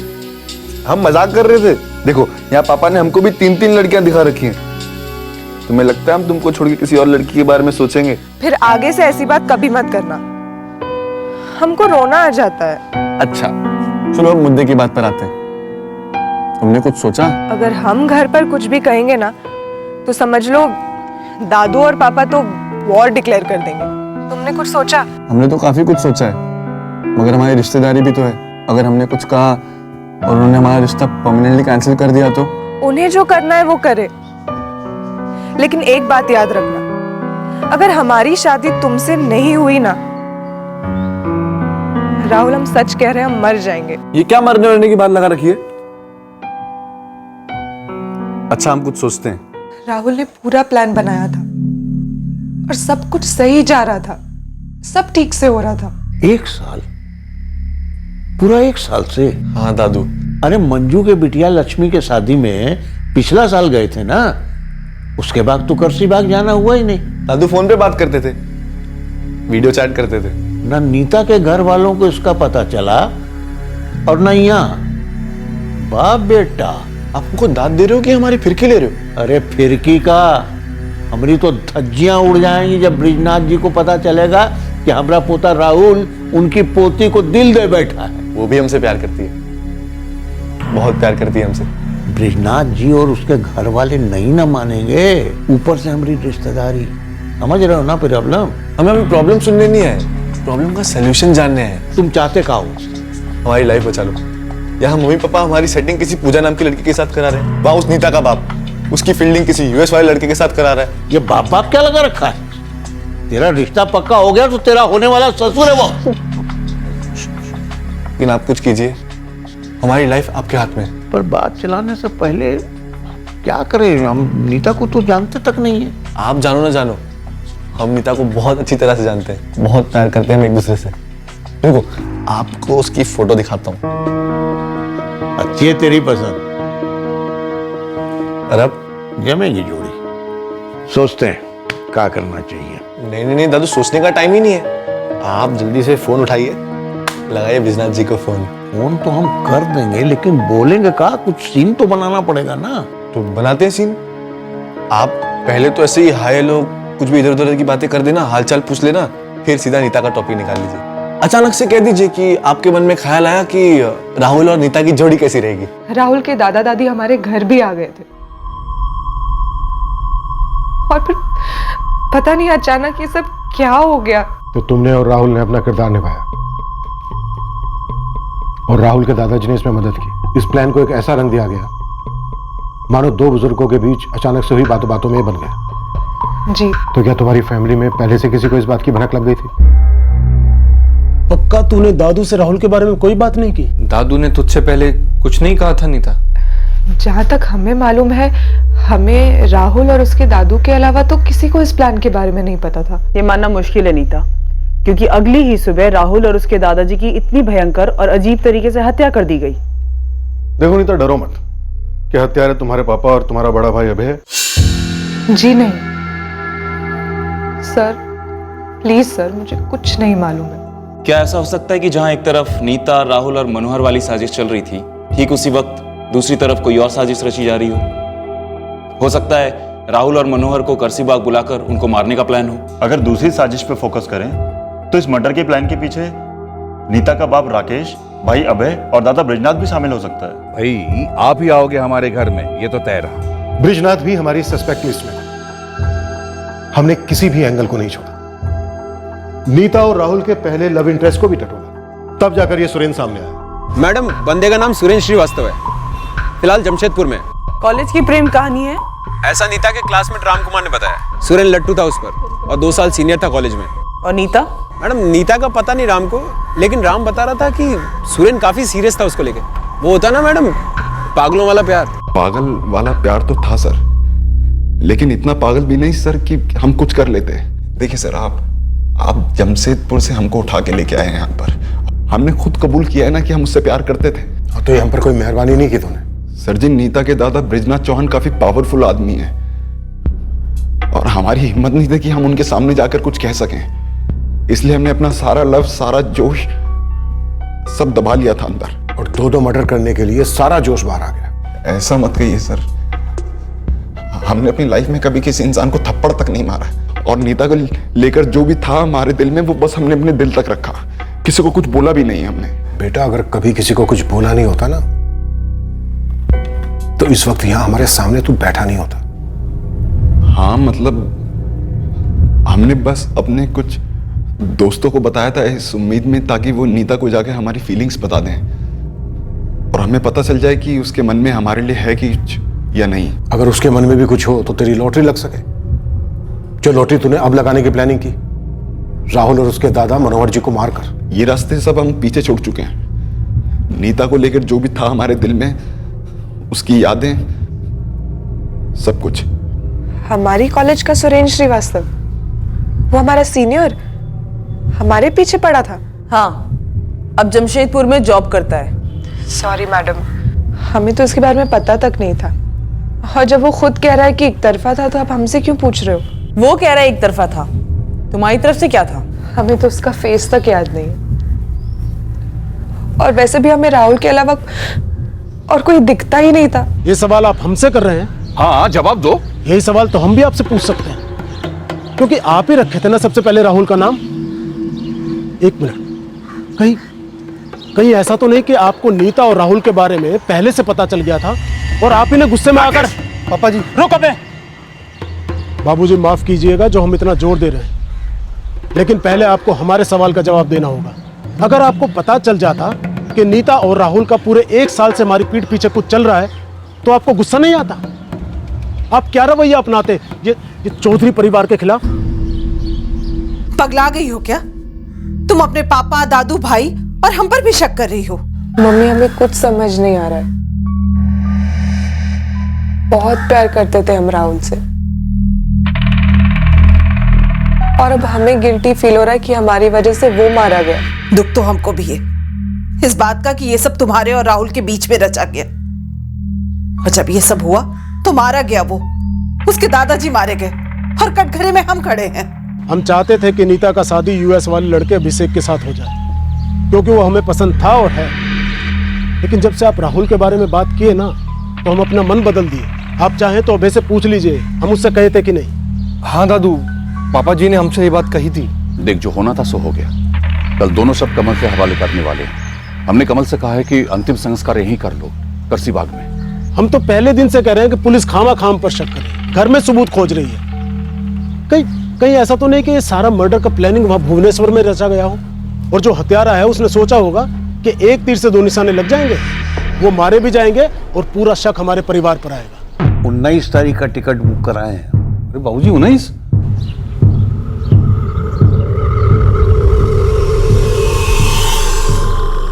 तुम्हारा मतलब है कि कमल? हो सकता है कमल ने अपने पिता से तंग आकर उनकी सुपारी दे दी और राहुल बेवजह मारा गया। और अगर राहुल जिंदा रहता ना, तो कातिलों के लिए मुश्किल होती, इसलिए उसे भी मार दिया। और वैसे भी एक फैमिली में बाप बेटे का एक दूसरे को मरवाना कोई बहुत बड़ी बात नहीं है बाबूजी। ब्रिजनाथ जी कह रहे हैं अंतिम संस्कार यहीं कर दो। मेरे बाबूजी और राहुल यहाँ आए थे राहुल की जिंदगी की एक नई शुरुआत करने, और यहाँ तो सरिता जी ने सब कुछ हमें बता दिया कि कैसे राहुल और नीता ने मिलकर ये प्लान बनाया था और बाबूजी ने उनका साथ दिया। हमें भी तो अभी पता चला है विद्या। दुख हो रहा है, राहुल ने इतनी बड़ी बात हम दोनों से छुपाई। पापा जी ने ये सारी साजिश रची बिना किसी को कुछ बताए। यहाँ तक कि ब्रिजनाथ जी और राकेश जी भी ये कहते हैं कि उन्हें राहुल और नीता के इस अफेयर के बारे में कुछ पता नहीं था। वो तो कह रहे होंगे, लेकिन हमें तो यकीन ही नहीं हो रहा है कि चौहान परिवार को भी इस बात की जानकारी नहीं थी। सर, ये सुरेश श्रीवास्तव की एक एक डिटेल चेक की है। इसका इस केस से कोई भी डायरेक्ट या इनडायरेक्ट कनेक्शन बन नहीं रहा है। उसकी बातों से भी कुछ ऐसा ही लग रहा है, लेकिन समझ में नहीं आ रहा है कि वो खेल रहा है या फिर सच बोल रहा है। ब्रिजनाथ और राकेश चौहान के खिलाफ कुछ मिला? अभी तक कुछ भी नहीं। इनके सारे कॉल रिकॉर्ड चेक हुए हैं, लेकिन अभी तक कोई रेड लाइट ब्लिंक नहीं हो रही है। राकेश, ब्रिजनाथ, सरिता, अभय और नीता सबके फोन रिकॉर्ड चेक किए, सब क्लीन है सिवाय एक चीज के। क्या सर? ये एक नंबर 1 महीने पहले वाला स्विच्ड ऑफ है। हाँ, इस नंबर से ब्रिजनाथ को 2 बार ही कॉल्स किए गए, एक 12 सितंबर को और एक 13 सितंबर को। और यही एक नंबर ऐसा है जिसका कोई सोर्स नहीं है। सर, कमल वाला Bhubaneswar angle dead end. Sir, Bhubaneswar वाले एंगल से कोई छोटी सी भी लीड नहीं मिली है। वहां की पुलिस टीम ने काफी मेहनत की। भुवनेश्वर से रांची के बीच जितने भी सेल फोन टावर्स हैं, सब सोर्स किए गए हैं और हमने हजारों नंबर्स मैच किए हैं, पर ऐसा कुछ भी नहीं मिला जो कि इशारा करे कि कोई भी चौधरी फैमिली को भुवनेश्वर से फॉलो कर रहा था। और हमें कोई ऐसा कॉमन नंबर भी नहीं मिला जो कि उस दिन आपके करसी बाग में मौजूद था। इस राहुल और कमल का कोई एंगल? हमने इस एंगल में काफी बारीकी से तहकीकात की। इस कमल और उसके पिता मनोहर के बीच कभी कोई अनबन नहीं रहा, और उसका लड़का राहुल तो अपने पिता से काफी क्लोज था। राहुल की कॉलेज में कोई गर्लफ्रेंड या किसी से कोई दुश्मनी? 0। उसका कॉलेज में कोई हिस्ट्री नहीं था, सिर्फ पढ़ता था वो, और कुछ नहीं। दीपक जी, वहीं कुछ अंदर का मामला होगा जो शायद सामने नहीं आ पा रहा है। सामने तो सिर्फ एक अजीबोगरीब सीन ऑफ क्राइम है कि 2 लोगों को सुबह सुबह घर से बाहर ले जाया गया और घर से थोड़ी दूर ले जाकर उन दोनों को गोलियां मार दी गई। और सर, ऐसा भी नहीं है कि कत्ल एक रात पहले हुए हो और अगली सुबह लाशों को ले जाके खेतों में डंप किया गया हो ताकि हमें मिसलीड किया जा सके। क्योंकि सर, पोस्टमार्टम की रिपोर्ट के अकॉर्डिंग ये साफ साफ पता चलता है कि मर्डर 21 अक्टूबर को सुबह 5 बजे से लेकर 6:30 बजे के बीच में हुए हैं। मुझे तो हैरानी इस बात की हो रही है कि वो बंदे घर के अंदर आए कैसे और कैसे 2 लोगों को घर से बाहर ले गए। और सबसे बड़ा सवाल, क्यों? कहीं ऑनर किलिंग का मामला तो नहीं? कहीं ऐसा तो नहीं कि चौहान फैमिली में से किसी को नीता और राहुल के अफेयर के बारे में पता चल गया हो और उसने ये कांड कर दिया हो? सर, इस हिसाब से चौहान फैमिली की तरफ हमारी शक की सुई घूमती है। राकेश चौहान, उसका बेटा अभय चौहान हमारे प्राइम सस्पेक्ट बनते। या फिर खुद ब्रिजनाथ ही? मतलब आपको ब्रिजनाथ की कॉल रिकॉर्ड में वो नंबर मिला जिसका कोई सोर्स नहीं मिल रहा है? हाँ, वो कॉल ब्रिजनाथ को 1 महीने पहले आए थे। 1 महीने पहले? हाँ सर, 12 और 13 सितंबर। फिलहाल फोन स्विच ऑफ है, मैंने कॉल रिकॉर्ड्स और डिटेल्स मंगवा ली हैं। एक मिनट। कहीं ऐसा तो नहीं है कि 1 महीना पहले ब्रिजनाथ को पता चल गया हो अपनी पोती नीता और मनोहर के पोते राहुल के अफेयर के बारे में? मतलब उसने नीता को फोन पर बात करते सुन लिया हो या फिर नीता के फोन में एसएमएस देख लिया हो? या फिर सर इस बारे में खुद नीता को भी कुछ ना पता हो, क्योंकि अभी तक तो बार बार वो यही बोलती आई है कि उसने इस बारे में किसी को कुछ नहीं बताया। नीता की बात पर भरोसा नहीं किया जा सकता। फोन रिकॉर्ड्स आने से पहले तक वो सच्चाई छुपा रही थी, बातों को गोल गोल घुमा रही थी। कहीं ऐसा तो नहीं है कि जिस तरह से राहुल ने अपने दादा मनोहर जी के सामने अपनी लव स्टोरी का खुलासा कर दिया था, नीता ने भी अपने दादा ब्रिजनाथ के सामने खुलासा कर दिया हो? सर हो सकता है ब्रिजनाथ को राहुल से तब से ही आपत्ति रही और उन्होंने राहुल और नीता की लव स्टोरी को दी एंड करने का प्लान बना लिया, जिसके लिए राहुल को रास्ते से हटाना जरूरी था। और कोइंसिडेंटली राहुल ने अपने दादा मनोहर के जरिए शादी की बात चलाई। और यहाँ ब्रिजनाथ ने सोचा कि राहुल का भुवनेश्वर में ही मर्डर कर दिया जाए, लेकिन उससे पहले मनोहर ने सामने से फोन कर दिया। सर हो सकता है कि टारगेट राहुल रहा हो और उसके दादा मनोहर कोलैटरल डैमेज बने। अगर इस थ्योरी के हिसाब से चले तो फिर कत्ल की प्लानिंग 1 महीना पहले ही हो चुकी थी। दीपक, ब्रिजनाथ के फोन रिकॉर्ड से जो सस्पिशियस नंबर मिला है उसे अच्छी तरह से खंगालो।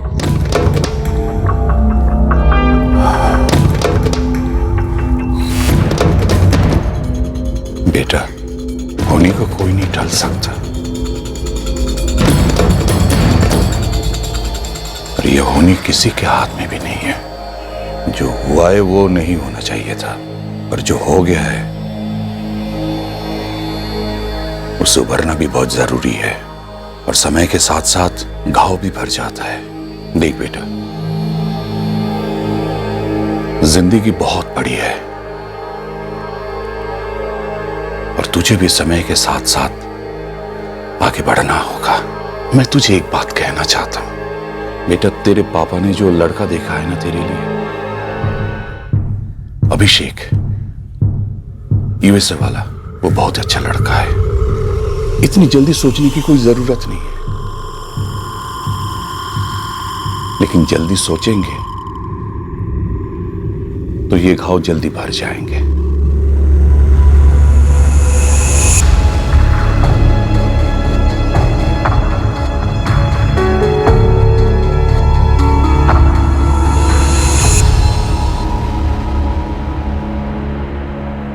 राहुल की अपने दादाजी से मदद मांगने के काफी पहले तुमने अपने दादाजी से मदद मांगी थी, ये सच है ना? हमने आपसे कहा ना कि हमने हमारे और राहुल के बारे में कभी किसी से बात नहीं की, हमारे दादू से भी नहीं। तुम्हारा प्यार राहुल मारा गया है, अब किसे बचाने की कोशिश कर रही हो? हम किसी को नहीं बचा रहे। 21 अक्टूबर को तुम्हारे घर पे जिन लोगों को बुलाया गया था, कौन थे वो लोग? हमें कुछ नहीं मालूम है मैडम, प्लीज आप हमें बताइए कि वो कौन था जिसने हमारे राहुल को मार डाला। वो हमारा सब कुछ था, हम उससे जिंदगी भर प्यार करते रहेंगे। बेटा, समझ ही नहीं आ रहा है कि किस मुंह से माफी मांगूं। तुम्हारे पिताजी और बेटा हमारे मेहमान थे, शादी की बात चल रही थी, और हमारे ही घर में ये हादसा हो गया। हमें दोषी ना माने कमल जी, पुलिस और कुछ गांव वाले हम पर उंगलियां उठा रहे हैं, तरह तरह की बातें कर रहे हैं, लेकिन यकीन जानिए सच नहीं है।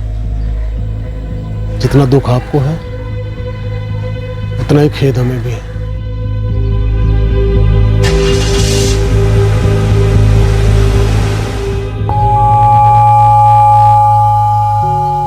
सर लगता कुछ कुछ पकड़ में आ रहा है।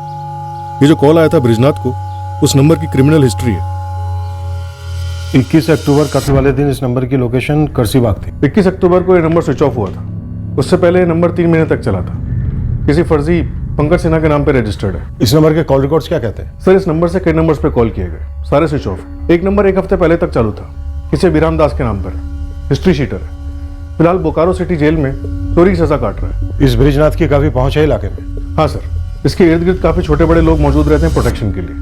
1-2 और भी हैं। क्या ऐसा भी हो सकता है कि ब्रिजनाथ ने इस 44468798 वाले को सुपारी दी हो, राहुल और मनोहर चौधरी की? प्रणाम ब्रिजनाथ जी, पाए लागू, बड़े दिनों बाद बात हो रही है आपसे। कुछ सुधर गए हो या आज भी वही गंद मचा रखे हो? रिटायर आप हुए हैं, हम नहीं। बस अब लगे हुए हैं मेहनत मजदूरी से। अभी बताइए कि आपका मिजाज कैसा है? मतलब आवाज सुन के तो लग रहा है कि पूरी तरह अभी बल जला नहीं है। सबसे पहले इस बोकारो जेल वाले अभिराम को तोड़ो, जिसे इस 44456878 वाले ने फोन किया था। ये भी 100% कोई हिस्ट्री शूटर होगा, तभी सब कुछ इसका फर्जी है। फोन बंद। तो इसका मतलब दूसरी कॉन्स्पिरेसी ही सही थी। ये पूरा कांड प्लान था। राहुल और मनोहर चौधरी को कत्ल करने के इरादे से ही करसीबाग बुलाया गया था। आप कभी भी कोई भी सबूत जुटा पाए जिससे यह पता चले कि बृजनाथ को नीता और राहुल के अफेयर के बारे में पहले से पता था और उसी ने यह कॉन्स्पिरेसी रची हो? हमारे पास इस बात के सबूत नहीं थे कि बृजनाथ को पता था या फिर नहीं पता था, क्या उसने कॉन्स्पिरेसी रची थी या नहीं। बस हमें एक छोटी सी लीड मिली थी कि एक आदमी कत्ल की सुबह करसीबाग में था, जो शायद एक हिस्ट्री शूटर था, जिसकी बृजनाथ से बात हुई थी और अभी तक हमारे रडार में नहीं आया था। इसी आदमी के थ्रू हमने एक केस सॉल्व किया। पर उस हिस्ट्री शीटर का बृजनाथ के साथ फोन पर बात करना, उससे कनेक्शन रखना, सर ये साफ साफ बृजनाथ द्वारा की गई साजिश की तरफ इशारा करता है। इशारा था, साफ था, लेकिन यह केस बिल्कुल वैसा नहीं था जैसा हमने अनुमान लगाया था। ये अजीबों में अजीब केस था। सर बबलू वर्मा और राजू सहाय दोनों करसीबाग के रेजिडेंट हैं और दोनों सालों से बृजनाथ के बाएं और दाहिने हाथ रह चुके हैं। दोनों को बिल्कुल चुपचाप हटाओ यहाँ से, उसे डिफेंस के लिए वक्त नहीं देते। जी सर।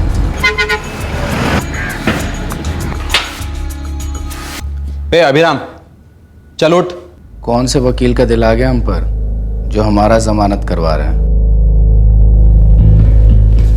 साहब जी यही है अभिराम दास। 44456878। इस नंबर पे पूरा सितंबर बड़ा चहकता रहा। तो किसी पंकज सिन्हा के नाम पे है नंबर, फर्जी नंबर, फर्जी एड्रेस, कौन यूज कर रहा था?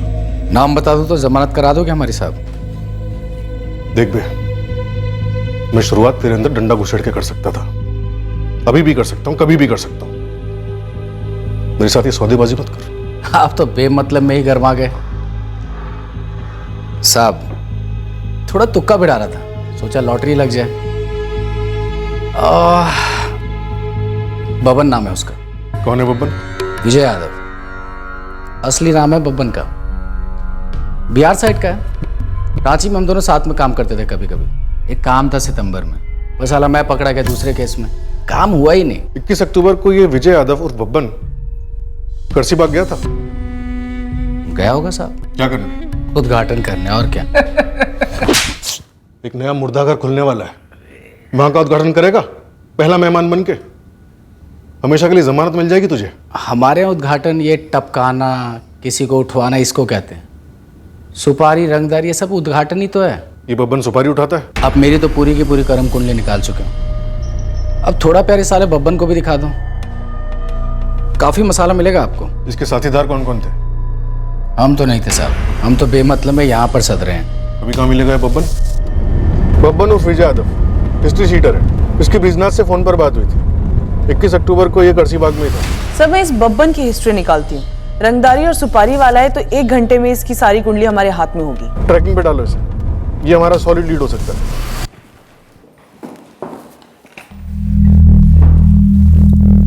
बबलू यादव, राजू साहब, तुम दोनों सालों से बृजनाथ चौहान के दाएं बाएं हाथ हो।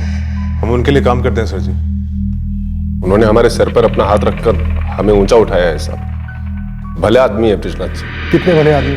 मतलब उनकी भलाई तोली जा सकती है? आधा किलो, 1 किलो? ये आप क्या बोल रहे हैं साहब? आधा मर्डर, 1 मर्डर, 2 मर्डर, 2 मर्डर की हैसियत है तुम्हारे इस भले आदमी की। आप कैसी बातें कर रहे हैं? भुवनेश्वर के मनोहर चौधरी और उसके पोते राहुल चौधरी, इन दोनों का मर्डर करवाया तुम्हारे इस भले आदमी ने। वो तो उनके घर आए हुए मेहमान थे साहब। और वो बृजनाथ जी अपने घर आए मेहमान को क्यों मारेंगे? वो ऐसे मरने मारने वाले आदमी नहीं है साहब। सुनील, तेरा सोर्स भरोसेमंद है ना? 99% मैडम, पर हाँ 1% का रिस्क है। इंसान जो ठहरा। शाम का टाइम बोल। मीटिंग 5 बजे की फिक्स की है। गोमती में कोई सेटिंग है बब्बन की। लास्ट खबर तो यही है। और कुछ? मैडम खबर नहीं है, सलाह दूं? जल्दी। मैडम अगर गोमती जाना हो तो केशवपुर से निकलिएगा। मेरी सलाह यह है कि केशवपुर की कच्ची सड़कों पर आप पक्की फील्डिंग जमा लें, आपका काम और भी आसान हो जाएगा। बब्बन सीधा गोद में गिरेगा। सर ये बब्बन पक्का इन्वॉल्व है। बस बिछा दो जाल इस साले बब्बन के लिए। अगर खबर पक्की है तो समझो ये केस हमारे हाथ में आ गया। इस बब्बन और बृजनाथ का कनेक्शन मजबूत है। 21 अक्टूबर को अगर ये बबन करसीबाग में ही था तो फिर ये दोनों कत्ल भी इसी ने किए।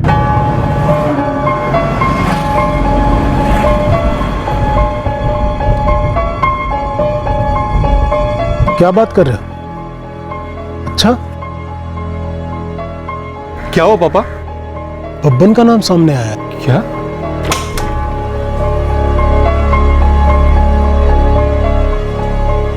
क्या हुआ? बड़े परेशान लग रहे आप। फोन आया था करसीबाग पुलिस स्टेशन से। कातिल मिले? नाम सामने आए हैं। किसने करवाया? किसी हत्यारे बबन का नाम सामने आ रहा है, जो ब्रिजनाथ जी के पहचान का है। क्या?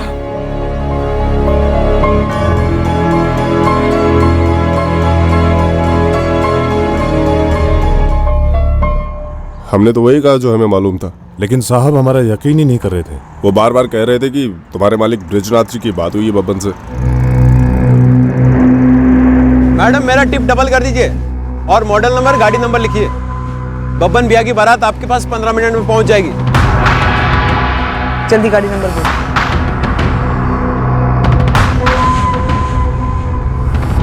बेटा तनी चाप के एक्सीलेटर पे पैर रखो तो शाम तक गुमती पहुंचना मालूम है ना। अब बब्बन हमारा टारगेट था जो इस डबल मर्डर के पीछे था। ब्रिजनाथ के फोन रिकॉर्ड में एक रैंडम फोन कॉल जो कि मर्डर के बाद स्विच ऑफ आ रहा है, एक कॉल ने पूरा केस क्रैक करवा दिया। हाँ, लेकिन मर्डर का जो मोटिव सामने आया दरअसल वो सबसे बड़ा शॉकर था।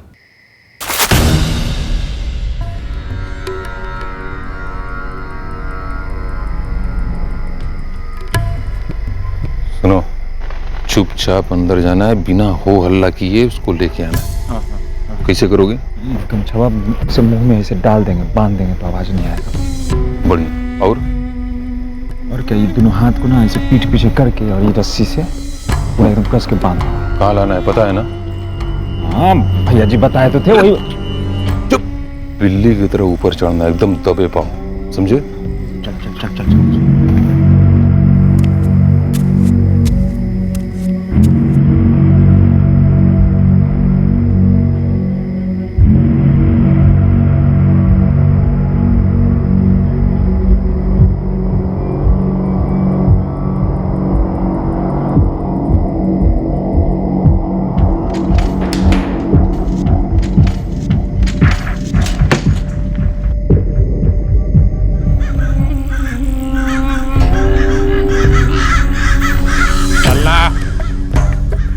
सुला देंगे पर समझा।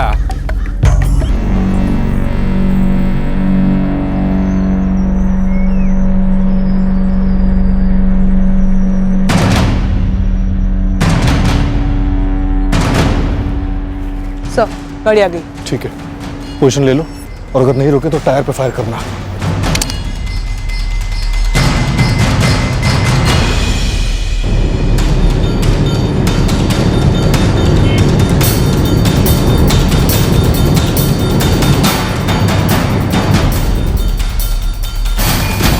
रोक रोक रोक रोक रोक।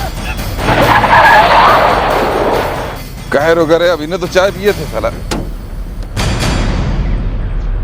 बब्बन उर्फ विजय यादव ना, गन निकालने की कोशिश भी मत करना, नहीं तो यहीं इतना लोहा दाग देंगे ना अंदर, सीधा नरक लोग निकल जाओगे, वो भी बिना टिकट के। क्वेश्चनिंग शुरू नहीं किए सर।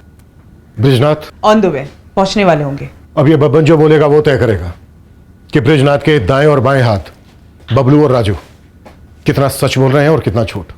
1 महीना पहले तुम्हारी इस भलाई की मूरत ने रंगदारी सुपारी लेकर हत्या करने वाले को सुपारी दी थी, मनोहर चौधरी और उसके पोते राहुल चौधरी की। विजय यादव नाम है, बब्बन के नाम से जाना जाता है। बब्बन? हाँ बब्बन। 21 अक्टूबर की सुबह को वो यहाँ पर मौजूद था। साहब आप लोगों को बहुत गलतफहमी हुई है, ब्रिजनाथ जी ऐसा क्यों कराते, वो भी बब्बन से? हम पर इतना घिनौना और वाहियात इल्जाम थोप रहे हैं आप। एक बार फैक्ट्री से और फैक्ट्री के पास वाले थाने में से हमारे बारे में इंक्वायरी तो कर लेते। रहने दीजिए ब्रिजनाथ जी, बब्बन हमारी कस्टडी में है, खुद बब्बन। तो हम क्या करें? आपकी उससे फोन पर बात हुई है, कॉल रिकॉर्ड्स हैं हमारे पास। कूटिए साले को और बाहर मत निकलने दीजिएगा। हमने फोन किया उसे, उसने फोन किया हमें। और क्यों किया? हमारे लड़के राजू और बबलू ने सब कुछ बताया था आपको, पर आपको विश्वास नहीं हो रहा था। 3 साल से ये साला बब्बन हमें धमकी दे रहा है, एक्सप्रेशन कर रहा है, और 1 महीना पहले अचानक कहां से टपक पड़े और हमें फोन लगा दिया।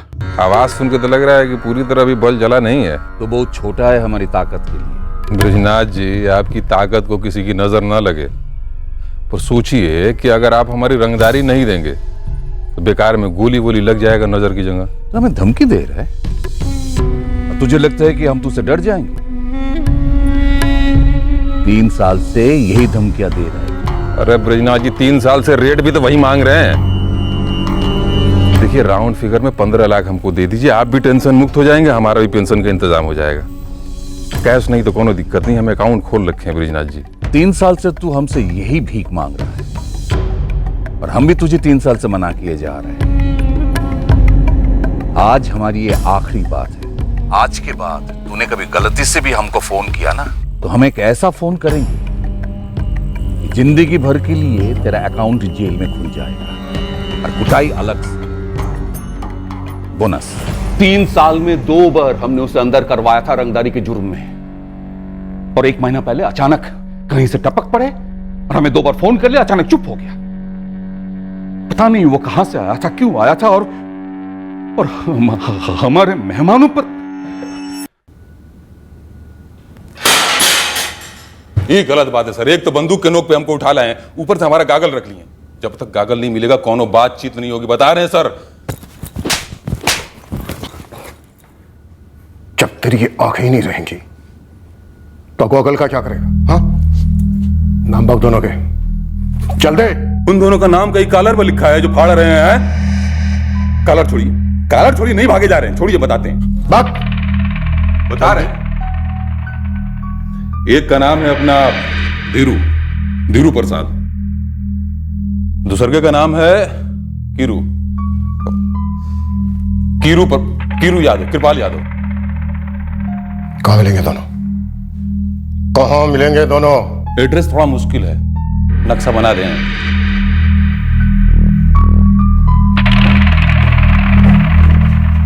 अपन, ये जो तेरी टशन है ना, इसका तो अब क्रियाक्रम समझ, क्योंकि खुली हवा में अब तो कभी सांस नहीं ले पाएगा। अरे मालिक, शुभ बोलिए, ये अभी हमारे खेलने खाने की दिन है। अब देखिए, उन दोनों का पता हम आपको बता दिए ना, बताए कि नहीं? अब हमारी आपकी कैसी बैर? वो दोनों तेरे टट्टू थे। कुछ भी बोले जा रहे हैं। ऐसे लंपट लाकट लोगों को अगर अपने साथ रखने लगे ना, सर जी बता रहे, इससे अच्छा है हम संन्यास ले लें, रिटायर हो जाएं। चलना, मार के सुधा देंगे, यही पर समझा। हम मनोहर चौधरी हैं। आई ये लोंडा, ये हमारा पोता है राहुल चौधरी। ब्रिजनाथ जी के यहाँ तो हम अपना पोता के ब्याह के लिए आए थे भुवनेश्वर से, अब तो यहाँ के है भी नहीं। भैया जी, गलत आदमी और उसके पतवा को उठा लिया। तब साला एकदम देख रहे हैं गलत आदमी उठा लियो। आने वक्त में नाम पूछना, आपको तो पता है मिस्टेक हो गया भैया जी। मिस्टेक नहीं साले, बहुत बड़ मिस्टेक हुआ है। क्या करे रे मिस्टेक का, बताएं क्या करें? हमको जाए दो बेटा, जाए दो ना। हम आपको जानते ना, आप हमको जानते हो।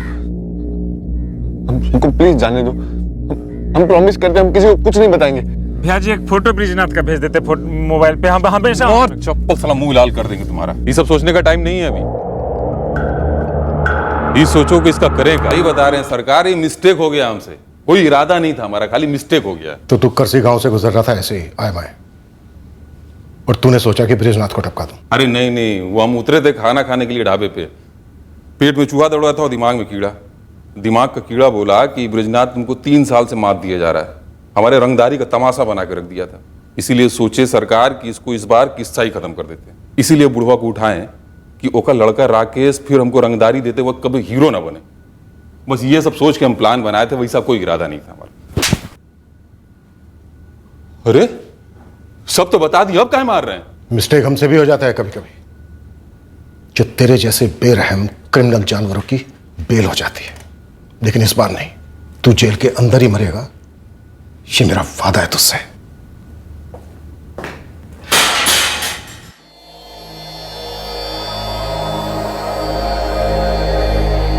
पुलिस ने उन बाकी दोनों को भी धर लिया, धीरू और कृपाल। ये क्या अनर्थ हो गया? मनोहर जी और राहुल का इन सबसे दूर दूर तक कोई रिश्ता नहीं था, फिर भी कितने बेरहमी से मारा इस बब्बन ने।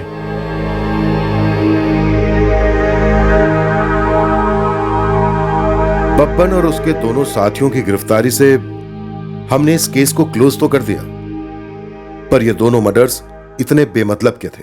सर, जब आपने दूसरे पुलिस स्टेशंस में बब्बन की हिस्ट्री चेक की तो क्या आपको उसके खिलाफ रंगदारी की कंप्लेंट्स मिली? काफी रंगदारी के केसेस थे उसके खिलाफ। ये बब्बन जैसे नामचीन क्रिमिनल्स, रिपीट ऑफेंडर, क्या हम इन पे परमानेंट लगाम नहीं लगा सकते? इनको जेल में नहीं रख सकते?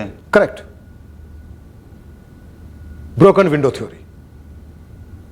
अगर बब्बन बाहर नहीं होता, जेल के अंदर होता, तो ब्रिजनाथ पर अटेम्प्ट होता ही नहीं, मिस्टेकन आइडेंटिटी होती ही नहीं, ये डबल मर्डर होता ही नहीं। बात तो सही है, हार्ड एंड क्रिमिनल्स और क्राइम, इन पर लगाम लगाना हम लोगों की ड्यूटी है। सर, एक ऐसा सिस्टम होना चाहिए जिससे बेल पर बाहर इन हिस्ट्री शीटर्स पर कड़ी निगरानी रखा जा सके, और अगर क्राइम रिपीट हो तो इन पर एक्स्ट्रा चार्जशीट लगनी चाहिए। सर, इनको सोसाइटी से दूर रखना चाहिए। काफी स्कोप है सुधार के। स्कोप इसलिए कह रहा हूं क्योंकि कई सारी चीजें होनी बाकी हैं जो होनी चाहिए थी, लेकिन जैसे जैसे हम आगे बढ़ते हैं फ्यूचर के स्कोप पर फोकस कर सकते हैं, जैसा कि हम इस केस में कर रहे हैं। ऐसी तगड़ी चार्जशीट पेश करेंगे कोर्ट में इस बब्बन के खिलाफ कि वो इस तरह का क्राइम करना तो दूर, करने के बारे में कभी सोच भी ना सके। होपफुली उसके जैसे क्रिमिनल्स के लिए एक स्ट्रिक्ट वार्निंग हो। बब्बन और उसके दोनों साथीदार धीरू और कृपाल पर आईपीसी की धारा 302 के तहत कत्ल के लिए और आर्म्स एक्ट के चार्जेस लगाए गए हैं। तीनों इस वक्त जुडिशियल कस्टडी में हैं। फिर मुलाकात होगी अगले एपिसोड में एक और चौंका देने वाले केस के साथ। इस तरह के और भी एपिसोड देखने के लिए हमारे चैनल को सब्सक्राइब करें और बेल आइकन दबाना ना भूलें।